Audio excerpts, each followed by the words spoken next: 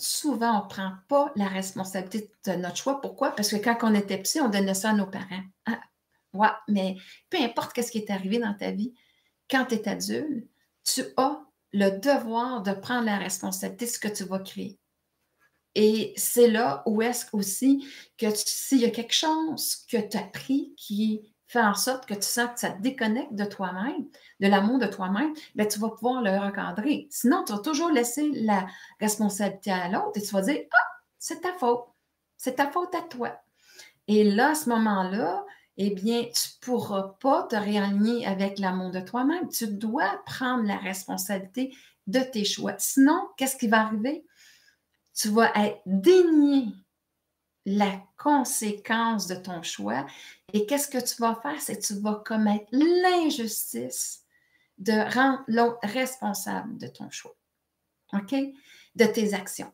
Et là, à ce moment-là, c'est là où est-ce que tu vas toujours rester dans la victime. Souvent, on va retrouver les victimes dans cette facette-là parce que tu ne pourras pas sortir. Et aussi, bien, tu ne pourras pas venir aussi être le créateur de ta vie. Ça va être impossible parce que tu vas être pris justement dans ce piège-là de rendre les autres responsables. Mais comment est-ce que tu veux créer ta vie si tu n'en prends pas la responsabilité? C'est impossible, ça va à l'encontre. OK? Donc, je vais te donner un exemple que j'ai vécu avec une amie où est-ce que justement, moi, ça a été beaucoup un fléau dans ma vie de me libérer justement de cette culpabilité-là. Facilement, je me sentais responsable justement de nuire, mettons, à quelqu'un ou de faire quelque chose qui pourrait lui nuire. Alors, à ce moment-là, eh bien, ça a été une expérience qui m'a fait énormément grandir et c'est pour ça que je te la partage. Alors, c'était une amie où est-ce qu'elle vivait une situation que son père était vraiment mourant et tout ça, et je l'aidais. Elle avait aussi, on avait ri un moment donné, on disait, hey, on partageait le genre de personnes qui nous attiraient, tu sais, comme conjoint, puis elle dit, hey, on est tellement différentes, ça se peut pas. Ça se peut pas que, tu sais, qu'on vivra jamais une chicane par rapport à ça. On est tellement différents. Ah ben, la vie nous a emmenés à savoir si, en effet, notre amitié pourrait rester, comment je pourrais dire, se consolider face à une expérience comme ça. Alors, qu'est-ce qui est arrivé? C'est que pendant tout ça, il y avait quelqu'un qu'elle avait commencé à avoir et il n'y avait pas d'affinité, il n'y avait pas, tu sais, elle me disait, ben, tu sais, il est comme ça qu'il fitterait mieux avec toi, tu sais, nous autres, ça passe pas, puis, tu sais, à chaque fois, elle revenait, puis frustrée parce que dans le fond, tu sais, oui, elle aurait peut-être eu un intérêt, mais ça débouchait pas. Et un moment donné, elle me dit, ben, Nicole, regarde, ça ne marche vraiment pas, mais pourtant, je trouve qu'il fitterait avec toi. Donc, tu sais, si tu veux, je peux te laisser tes coordonnées. Il me semble que ça te ferait un meilleur copain que moi. OK? Et à un moment donné, elle m'a dit, tu sais, tu vas pouvoir le rencontrer au funéraire de mon père, il va être là, tu sais. Fait que, tu sais, je ne porte pas beaucoup d'attention, mais tu sais, je dis, bah ouais, c'est vrai que ça pourrait peut-être être quelqu'un avec qui j'aurais une attirance.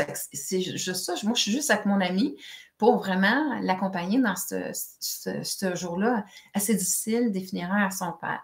Et je ne lui apporte pas tellement d'importance par rapport à ça. Mais elle va faire quelque chose qu'elle va dire, un moment donné, parce qu'on n'a plus contact, on a commencé à sortir ensemble. Et là, ça, c'est la jalousie, tu sais, c'est la jalousie qui était là derrière et aussi son sentiment là, je viens de me faire piéger dans vraiment l'histoire de la victime.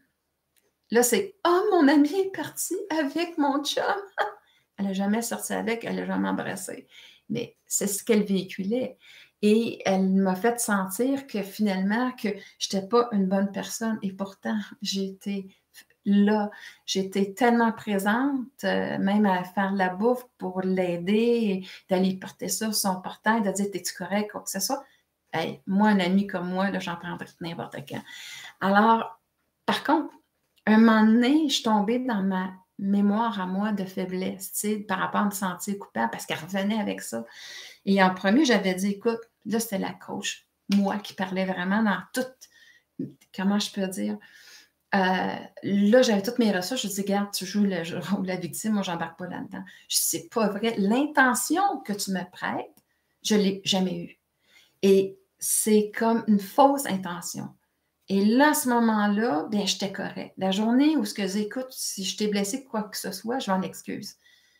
Là, elle venait d'avoir qu'est-ce qu'elle voulait. Donc, elle a coupé les ponts en disant, tu es une personne, tu sais, qu'à quelque part, je dois éliminer de ma vie parce que tu n'es pas bonne pour moi. Dans le fond, la personne n'est pas bonne pour elle. Mais moi, c'est sûr que ça m'a... d'une certaine façon, j'étais assez en confiance pour comprendre le jeu qui était joué, mais je me trouvais blessée. Jusqu'au jour où, à un moment donné, je la rencontre de loin, puis je me dis, « Hey, Nicole, tu sais, là, la responsabilité qu'elle n'a pas pris de ses actions, puis que, tu sais, qu'elle a commis l'injustice de prêter une intention que tu n'as jamais eue pour faire en sorte de se retrouver dans la victime. Tu dis, pauvre de moi, regardez comment est-ce que le monde me traite. Tu sais, si tu rentres dans ce rôle-là, là, c'est toi qui rejettes la personne que tu es. C'est toi qui te trahis. C'est toi qui es injuste face à la personne de reconnaître qui t'es. Donc, tu sais, l'idée là-dedans, c'est reviens toujours dans ton intention. C'est quoi l'intention que moi j'ai eue? Alors, que l'autre me prête une intention, ça va. Mais moi, je dois reconnaître cette intention-là et l'honorer. Et là, à ce moment-là, j'ai compris que finalement, c'est une merveilleuse expérience. Parce que souvent, j'avais eu tendance à vouloir me défendre par rapport à des intentions que je n'avais pas eues et que je me défendais avec le l'autre. Je n'ai pas besoin de me défendre. J'ai juste besoin de reconnaître mon intention et d'honorer, d'apprécier la personne que j'ai été dans la situation. Et là, à ce moment-là, je suis capable d'apprécier cette personne-là. Et c'est vraiment là où est-ce que je veux t'emmener. C'est que pour te libérer justement de cette injustice-là, c'est que tu vas voir, reviens au centre de ta vie. C'est ta responsabilité, c'est face à toi.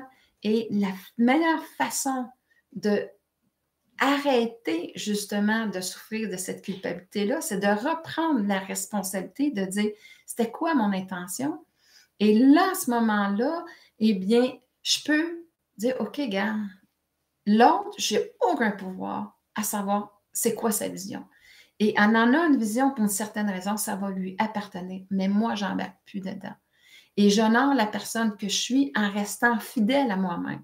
Et ça, c'est très important.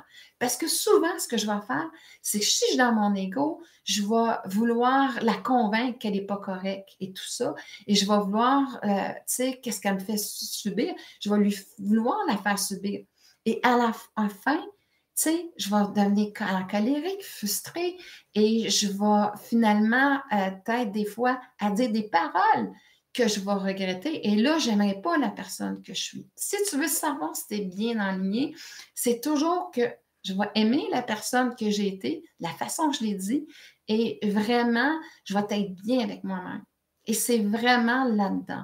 Alors, cette personne-là, très important, à un moment donné, elle revient, je la vois après tout ça, un an ou 2 ans après, et elle vient me voir, puis elle me fait un câlin.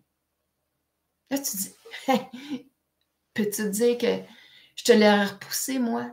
Mais sais-tu quoi? Non. Non. Puis j'ai compris pourquoi plus tard j'avais fait ça, parce que j'avais embrassé cet événement-là pour dire hey, merci de m'avoir donné cette opportunité-là, de me dégager justement de l'intention et la responsabilité que tu voulais me faire porter de l'odieux de la situation. Alors là, à ce moment-là, je me disais, OK, regarde, il a fallu que je rencontre cette personne-là.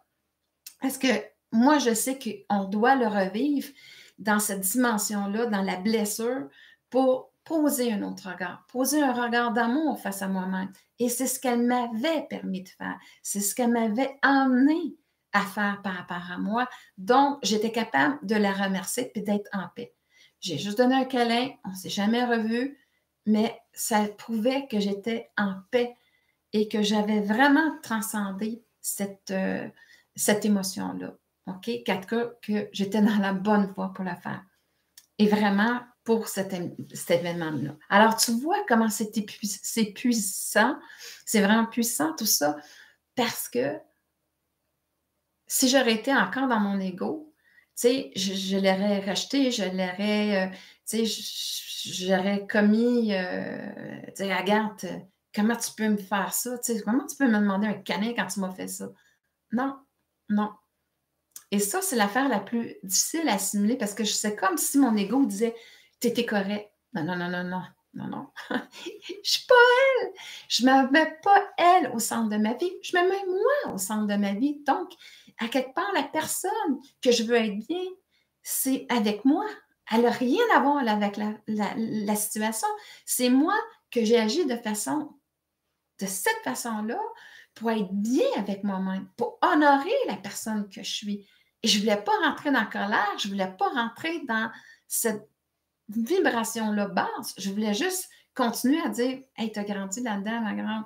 Bravo, bravo, c'est correct. Tu as bien agi.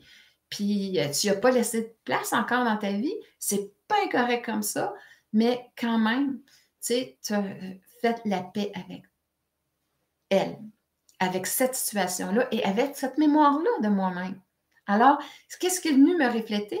Ben, elle m'a permis de me guérir. Et c'est comme ça que j'ai vu ce câlin, j'ai embrassé la situation pour m'en libérer et je suis demeurée fidèle avec moi-même et j'ai adoré la personne que j'étais. Si j'aurais rentré dans la colère, ça aurait été plus difficile. Alors, tu vois, c'est vraiment le partage que j'avais à te faire. Et vraiment, c'est super important.